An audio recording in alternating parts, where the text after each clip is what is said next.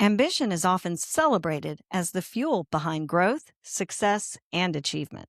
But what happens when the very traits that help us succeed, like adaptability, resilience, and drive to prove ourselves, also become the source of pressure, identity struggles, and difficult decisions? Today, we're exploring the psychological side of leadership, growth, and ambition, and what scaling a business can reveal about the person leading it.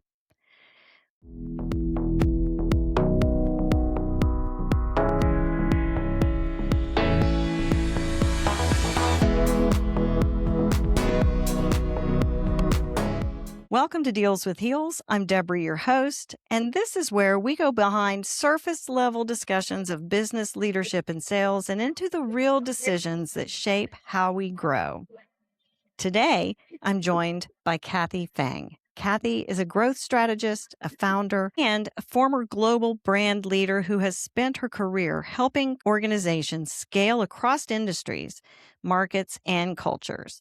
Her experience spans both large organizations and founder-led businesses, giving her a unique perspective on leadership, growth, and the human side of building something meaningful. Having lived and worked across cultures and markets, Kathie brings a thoughtful lens to leadership, identity, risk-taking, and what growth ultimately reveals about the people behind the business. Kathie, welcome to the show.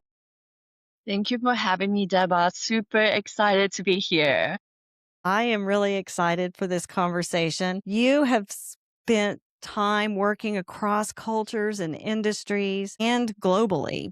And how has moving between different environments changed the way you think about leadership and influence? I would say I'm a Taiwanese born and raised. So growing up in Taiwan, which is essentially a flip side of the world, hasn't given me different perspectives in terms of values, even work ethic or how you think about driving initiative forward. And then I came to from Taiwan, I came to Chicago for school. So that's how I started the US chapter with the two luggages. And I still remember back in the day when I was on the plane and then seeing the plane taking off, I was like, oh, I'm probably never gonna come back. I'm gonna see how the other side of the world looks like. And then fast forward 15 years after, I have not regretted my decisions, and it has been a very rewarding and exciting journey along the way. So to your question, growing up on the different side of the world and then coming here to study as well as starting my chapters in Capital One, Constellation Brands, now Foot Locker, as well as various startups. I've seen how this global perspective being unfolded across all the different industries, and then how global brands is taking initiative from marketing operation perspective, really kind of enhance my perspective in terms of, marry the best side of the both worlds. So how do we speak the same languages towards the marketplace that marketing the geos and the marketplace that we are, going after from the United States back to Asia, China, or EMEA, APAC, all the different regions. They all have a different cultural moments, different languages, and the different ways of marketing. So that really helped me as a marketer, knowing how to translate not just the words itself, but also the culture insights and the moments into the countries that we are targeting and make it relevant. And that's essentially how marketing is all about, in my perspective. Right. And I think one of the things that I find really interesting in doing all of that work, and I want to ask you about, is how the psychological burdens and the risk tolerance differs between cultures. Because here in the US, as you know, CEOs and growth leaders are really struggling with keeping their teams motivated and loyal. We're not building a lot of loyalty, and we're struggling to grow amidst a lot of focus on shareholder wealth as opposed to consumer driven economy. Yeah, that's a great question. I would say not just the differences between the east side and west side of the world, even between generations, you see there's so much differences in terms of value, work ethic, and how they're driving initiative forward. So I agree with you as a leader in the United States when you are facing across different generations and even different generations across different country backgrounds. So that really adds that's some sort of complexity in terms of how do I speak the language to keep my employees motivated and continue striving forward and then achieve the leadership goal as well as the organizational goal. So that definitely is some sort of art and science. And I would say for me, I'm coming with some sort of advantage because I do understand a little bit of the global kind of mindset. So if I were work to the founder to work with the founder that manage offshore, teams, that gets me a little bit advantage because I know this is what I need to say to make you motivated or make you do certain things in certain ways. So different ways of communicating but deliver the same result. So for me, from global perspective, it really is an advantage for me to communicate and leading different teams in a global. And are you seeing, like, what similarities are you seeing across cultures when it comes to leadership and entrepreneurship and people are running businesses? Are the challenges very similar or are there nuances that you're seeing? Yeah, there are definitely nuances. And I would say like the nuances it changes by percentage based on the cultures, right? So if we take a US based team as an example, as a leader, I always set up one-on-one with my direct reports and understand what are their motivations, right? So even within the US culture, some people, are very motivated by purpose. They want to know what they're doing is impactful for them to keep on going. And then some people just want cash, right? Like if you give me promotion, give me some milestones I can get there, that's what I'm gonna go all in. So even within the United States, there are just so different nuances within the team. So take it as an example, like a template expanded from global perspective. I would say this is not absolute, but if you're moving to the Asian countries, a lot of times they're very motivated by actual incentives, right? So actual incentive might work so much better in the Asian countries or even Middle Eastern or different countries. And then if you take it Japan or Korea as example, like motivation may come with discipline or work ethic or their purpose. So there's adding a little bit of a cultural nuances to understand what the true motivator is will be a very powerful weapon in terms of leading global teams or making sure your team is on the right track to deliver what your organization. So let's say we have a leader. How can a leader, what are some ways that when they have this diverse workforce and multiple different cultures, and how can they really connect with each of them and in a way that builds loyalty and trust across this multicultural, getting a little tongue tied, multicultural workforce that we have, and they all have different values and different ethics. And leaders are really, and business owners are really challenged to not just motivate their team members, but motivate the people that live in those different cultures in the United States to buy Yeah, from them, which involves yeah, building trust as well. So, what yeah. are some common themes that we can use, or what can American countries learn from our friends in other cultures that will help us grow in more meaningful ways?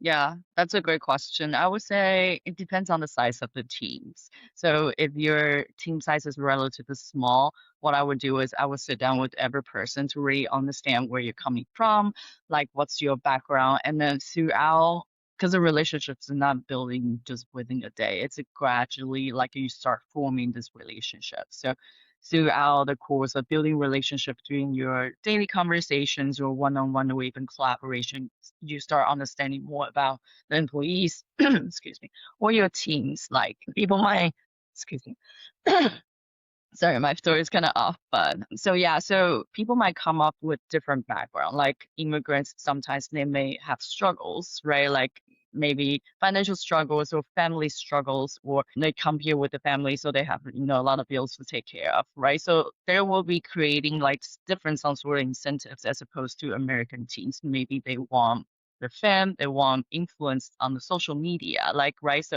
it's definitely different cultural nuances. So I would definitely recommend leaders, if you do have a relative small sized teams, sit down with your team, grab a coffee, and then go out to have a walk to understand where is this person coming from and what is this person's background to truly understand from, human perspective, what would be the incentive to keep them going. And then I know sometimes it's hard because coming from Fortune 500 company background where you have 15,000 employees from global perspective, it gets really hard. So like for me, my approach is always diversity, right? I want to make sure the team that are reporting to me directly are coming from diversified background. So they know they can speak essentially different languages mentally, for me to communicate with their team, and then different cultural nuances. So we are not jumping into conclusions or second guessing of what they say. Is it that what they mean or they actually mean something different? And that kind of alleviate a lot of communication gaps behind the scenes or even reading in between the lines to, kind of alleviate misunderstanding and then continuous motivate the team. So making sure the team that you are leading have a diversified background so they can speak different languages, different cultural nuances on your behalf. And then, sparkle different ideas from different perspectives. For me, that's always the best foot forward for me that I would put into.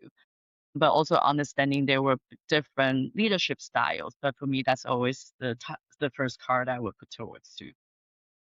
Me, it's always about connection. The better I can connect with my team members, the better I can understand what motivates them, how they like to be communicated with. And for me, my specialty is really the buyer focus. Like a lot of great branding agencies really help people look inward to find things about your company. My efforts are typically focused on prospective buyers and their behavior, and that varies culturally.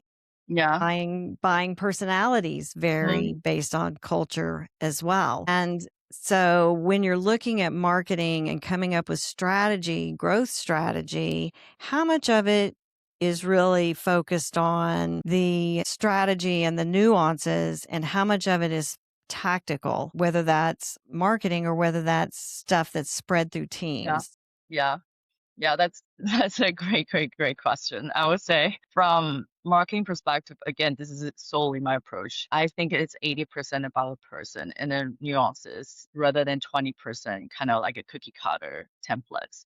So marketing, you can also dissect marketing into so many different layers like digital marketing, marketing analytics, influencer, creative marketing, or, marketing operations, financial marketing. So there's all the different ways that marketing as a broader term has encompassing so many different like nuances, sectors in terms of how people, operate or interact with each other. So I think for me, a lot of time it really is reading the room, reading the people, reading the communication, and reading the relationship to know to kind of navigate where can it takes you. And then also depends on the size of the organization.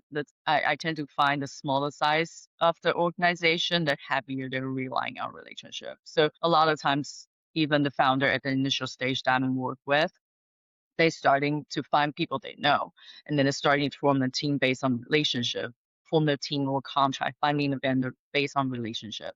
Because trust is really hard to build to begin with, especially when budget is a constraint or everything is much more, critical in the initial stage. You tend to find someone you trust to begin with. However, as an organization has grown, like when you are growing into a Fortune 500 level, it's really hard to find somebody right? So maybe at the senior position, you are still trying to find referrals or somebody that your network has aware of and will be able to voucher just to be safe. But there are a lot more opportunity that's going to be open for test and learns and then risk taking and then other different things that you can tap into. And in that stage, I think the variable is a little bit less on the relationship side, but more on the, like how do we drive operational efficiency, a lot of numbers, like the performance to make sure that this is a system that can be built and solid and scale. So there are just different nuances based on the size of organizations. But for me, I'm a human person. So I always love to understand my teams or my partners, regardless. So, so the work is just not just the work, but also, some sort of relationship. And I agree with that, that it is really about the human connections that we build. And even on a Fortune 500 large company, there's so many layers of teams. And if you build leadership from the very top that's built on connecting and understanding people, and that comes down through every level. So often that's like a leadership, like the leaders have to get together too and really connect with one another so that they're not competing with one another, they're not at odds with one another, and they're all really bringing the full corporation's culture through team members and then those team members and further down. And that's hard to do. And it's hard to convince people and upper management and CEOs sometimes how the importance of it, but it's critically important. Another Yeah. thing that you said that reminded me of some conversations that I've been having with clients recently is the relationship between competence and confidence, right? So I have to have to build trust, you have to have confidence that in somebody's ability and their competence to do it. But I also have to have confidence in our relationship that you have my back as a leader and as an employee, because most of Yeah. us are packaged in the middle. We have teams under us and we're part of a bigger team and report to Yeah. somebody else. And you have to really have both of those, right?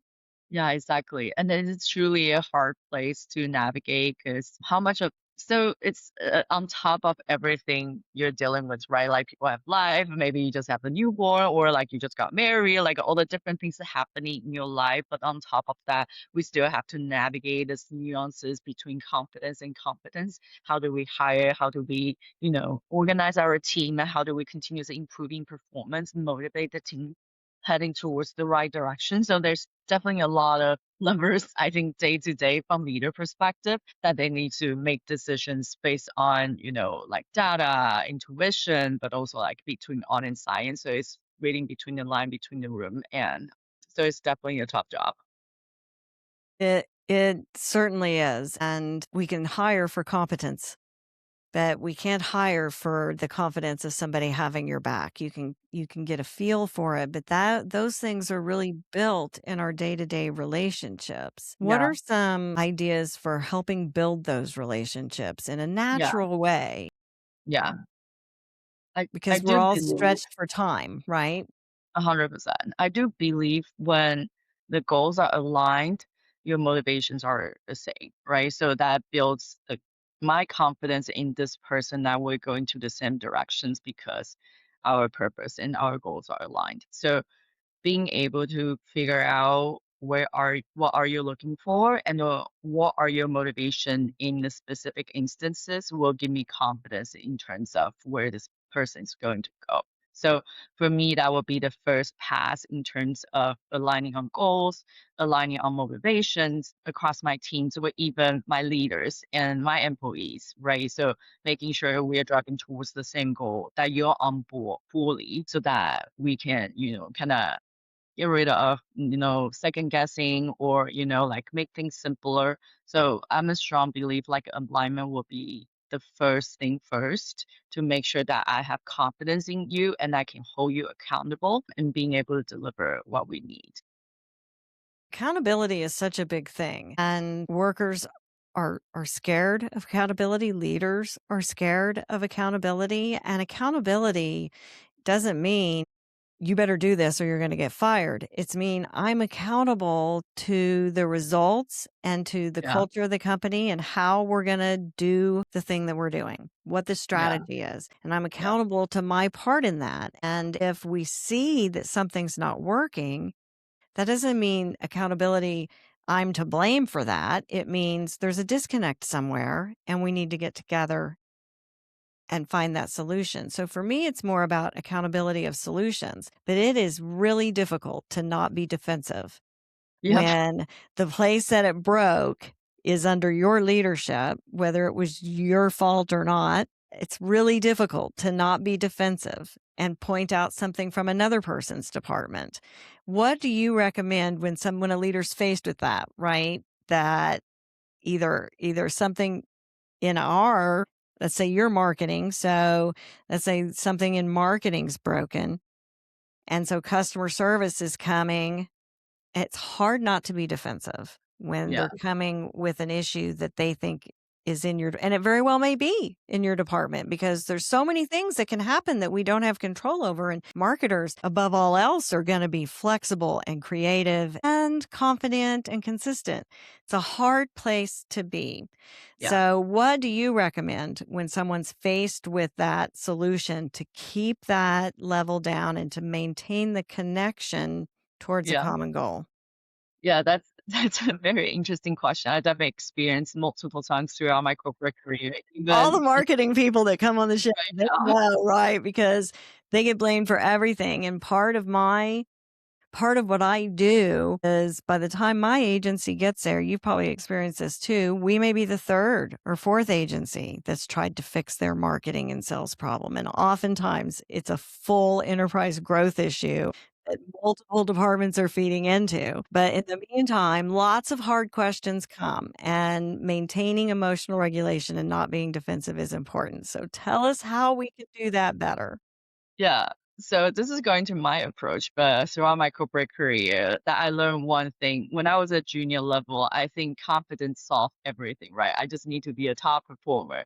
Then I can resolve anything. It's never gonna be my fault, right? But then Like growth throughout the minded, year, as long as if I can work hard enough, I can yeah. do this. Yeah, but then throughout the year, as I start emerging into different levels and then start, kind of playing the politics, if you will, or just kind of realize, navigate more of the complex organizational structure and nuances, that's how I realized that relationship does go a long way. So this is what I learned at Constellation Brands, where it starts as a family business, so you can realize you can see a lot of leaders they starting with they basically a family, but then they're starting giving power to, outside of the board members and start diversify their board portfolio as well as the hiring structures. But then you can still see the essence of relationship exist within the organization, even now today is a Fortune 500 company. And my career at Constellation Brands, we always have, weekly touch base, monthly touch base with people that you work on daily basis at the same level to make sure you guys are heading towards the same directions and nobody's working in silos. And then also understanding this person as a person versus your coworker next door, right? So that makes easier to navigate when miscommunication or conflicts happens. Like you won't just jump into a conclusion and defend yourself as, versus thinking about what this person really means and can we resolve this together. So long story short, I think relationships definitely first layer of how potential the problem can resolve faster in a more amicable way. And the second layer is definitely how do we I really identify the root cause as opposed to pointing the fingers, right? That's indicating some sort of organizational culture. Like I did stay with departments or teams that have this type of cultures pointing fingers, so it's never my thing. And then this person can get fired versus me, as well as some of the culture that are more prone towards to solving a problem together because the leadership or the team culture has challenged like each other to be a better person, or how do we better performing as a together, like as a whole. So it really depends on the culture that you choose, but I would say relative better culture is always more collaborative and more communicative, and less people work in the silo and people can work in towards to one solutions together as a team. It's definitely harder in a bigger organizations, but then in the mid-sized organization or the team that has, relatively simple like structure, I can see that being implemented in a relatively easy way compared to more complex metrics organization. And I've stayed in organizations like that, which I truly grateful for, because that really helps the employee to incentivize employees to think critically, thinking outside the box, and not afraid of speaking up because your perspective could be something that's gonna change the game, right? So I would say choose wisely in terms of your organization that you're staying, but at the same time, as a leader, thinking about how to slowly changing the dynamic and making sure that you make your employees feel safe. I know it's very hard, but my goal is always to make my team feel safe about their job, feel safe about what they say is not going to be retaliated, but also mentoring them to speak up in a way that's more constructive versus just coming into my office and complaining, right? You coming in with the solution, you tell me the problem, identify a solution, and get my support, as opposed to coming in to complain and make me do things for you, right? So it's just like mentoring my employees to communicate in a way that we can solve the problem together versus dumping things on your team or dumping things on me. So it definitely takes different layers, whether from the up or from the bottom. But I would say first, choose your culture, and second, making sure strengthen the relationship in a meaningful way. And third is to encourage your employees to, identify problems and bring solutions to you. And I think it's important to be proactive. If you know I'm the marketing manager somewhere and customer service, they have to work really hand in hand. I'm going to build relationships with the leaders there so that when there is a problem that's coming and it's inevitable, it is inevitable that there will be challenges. And when that happens, now I already have a relationship with them of respect and I understand who they are. Now we're really solving the problem as opposed to walking into Kathie's office and complaining in hopes that she'll solve the problem by making them stop. And I Mm, sometimes would find that when I was in corporate and working in marketing, where we need marketing to stop this because it's causing a problem here. yeah. Well, I'm supposed to make the phones ring. And so we're not going to stop. But how can we make it easier for customer service, the front line that's taking the calls? Where's that disconnect happening? Because we don't want to slow down the traffic, but it can so often reveal issues later in the company. And that's true for leaders too. When they start scaling, it often reveals things about a company and the leaders in the company that are kind of unexpected.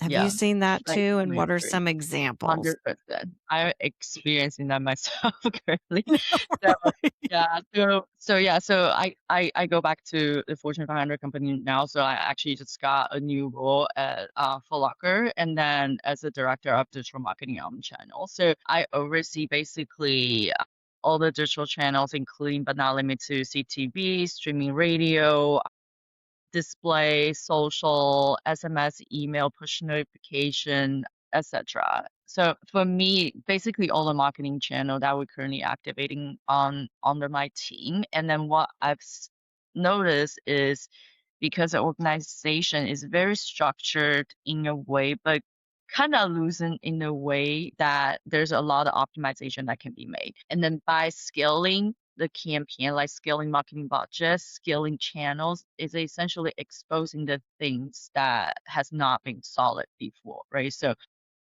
when I was a growth consultant, I always recommend my clients to be fully understand the I call it winning triangle. It's based on your product market and also pricing fit. So be able to solidify your winning triangle and then starting to invest in your marketing budget will essentially help you build a stronger foundation. So make your solid foundation solid, and that's how you're starting to scaling. But it's really hard for a lot of organization because you need to make money right now, to make sure your ends meet. So a lot of times a growth bottleneck essentially expose where the previous unsolidified problems is. So that's what I'm experiencing right now as well as I'm driving omni-channel growth and basically investigated all the different bottlenecks, like why is the return rate increase and why is our conversion rate down and how do we continue driving more revenues without spending unnecessary marketing dollars, right? So those are all the different questions we want to answer as a marketing leader, but also really hard to diagnose when there are 20 plus channel activating at the same time and each channel needs optimization, needs performance review. So it definitely gets really overwhelming sometimes, but I would say hiring the right person would definitely help you a lot. Being able to establish a strong team and then also, trust your employees and make sure they are accountable. So great talents would absolutely help you solve problem in a relatively shorter amount of time as well as less effort. So that's where I starting to notice that how important the team is like as a leader, I've heard so many leaders talking about they don't need to be the smartest person in the room, but they want to hire people that are smarter than they are, right? The same. So I'm a true believer is being able to assemble your Avengers is going to help you conquer the world. So I cannot do I everything myself. And then definitely, yes. So the team plays a really important role here. I agree with that. And I think part of what I see is when we look at growth systemically, enterprise growth, is marketing and sales is really where you feel that pain, right? When there's an issue, we feel it there. And if likely lots of those issues happen in other areas of the organization, but they don't get made a priority until it starts hitting sales. And then it's come to marketing to fix that when systemically, and I'll give you an example. I was working with a client and they needed help with growth, and we were looking, and the more I worked with them, it became very clear that operationally, they're not ready for more sales. They're struggling fulfilling and having good customer experience and reputation with what they're doing. And that part of it's negatively affecting demand. And so that's affecting sales. They're not building demand here. Sales are trying, marketing are trying to build it with media and in the sales call oftentimes. And that feels like high pressure. And it's Yeah, just a big disconnect between between what's happening organization wide versus what we're generating in marketing and in sales. And that disconnect oftentimes has been there, but no one paid attention to it. I had someone they couldn't we can put a whole plan together and sell lots, and you're going to have more churn and you're not going to be able to fulfill it. You're going to get bad reviews. Your reputation's going to suffer because you have this operational issue that needs to be fixed. The systems that are in place operationally are wrong. Or maybe they've got a personnel, their overtimes through the roof because they're under scheduling and they're yeah, not exactly. right. They have a mindset problem with that. And Yeah, so I think when you start to scale, and you haven't gotten all that other things together, it can really reveal all of those other breaks.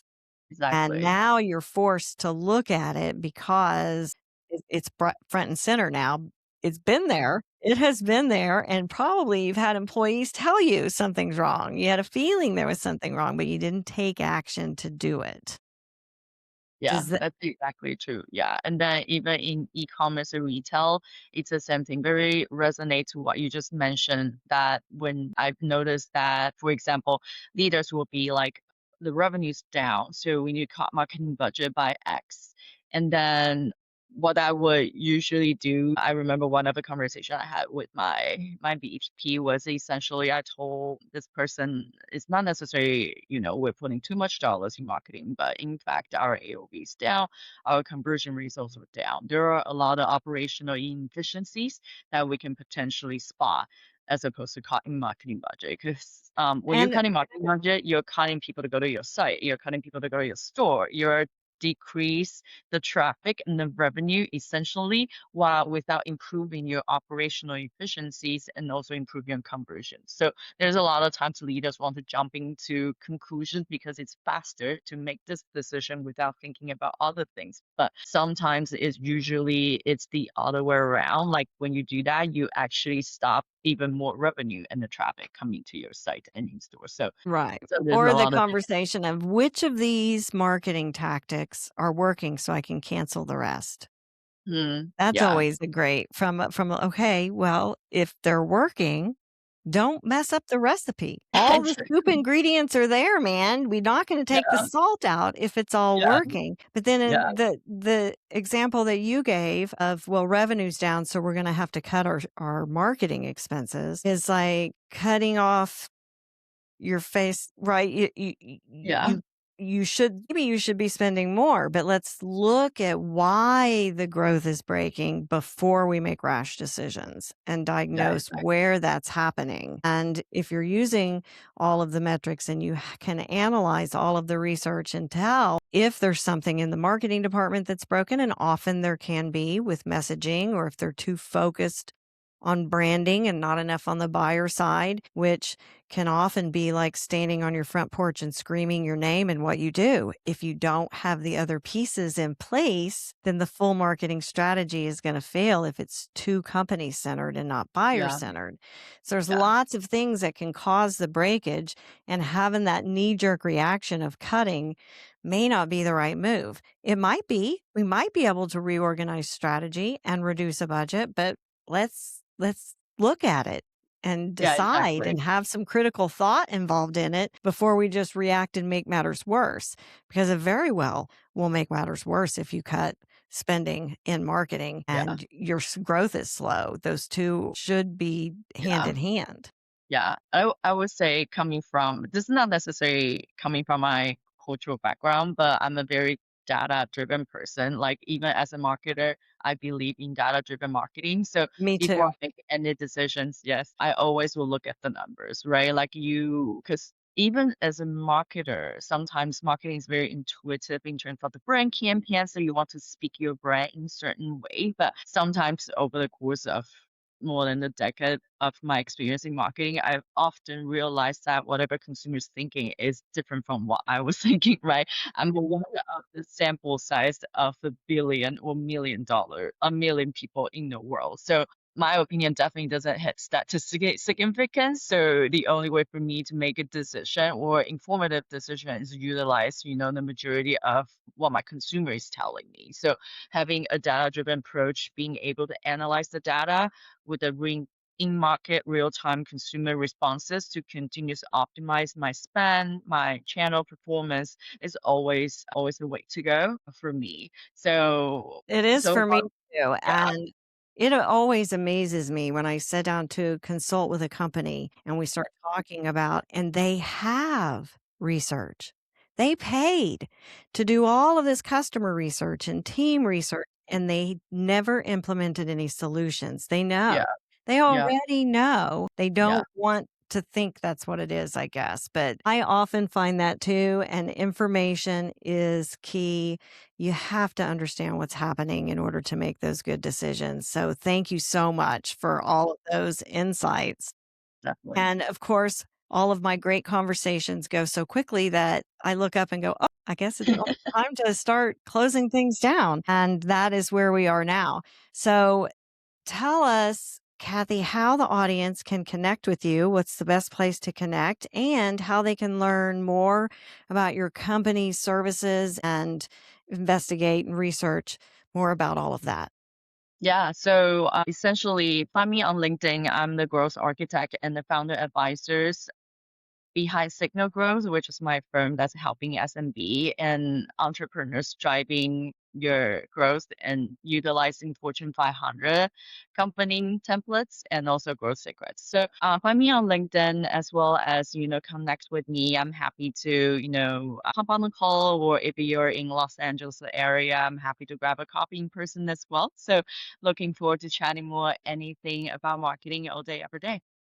Fantastic. I definitely want to keep in touch. LinkedIn is great for me as well. And I will link to all of Kathie's stuff in the show notes. You guys will be able to find it there, and you'll be able to find my links there also. So, if this conversation resonated with you, if it challenged how you think about ambition, leadership, growth, or the decisions that shape who we become, then my work lives on beyond this podcast in your growth. Thank you.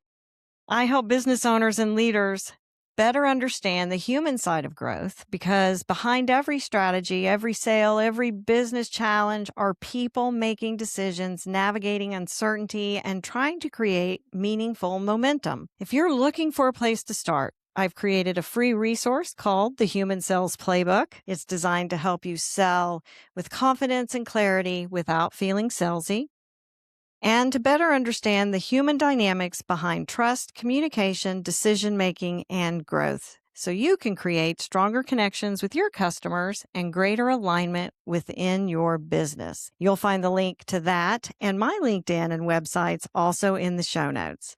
Kathie, thank you so much for sharing your expertise. It was wonderful to have you on the show. Thank you for having me. Until next time, everyone, stand strong in your power especially when it gets uncomfortable. See you next week.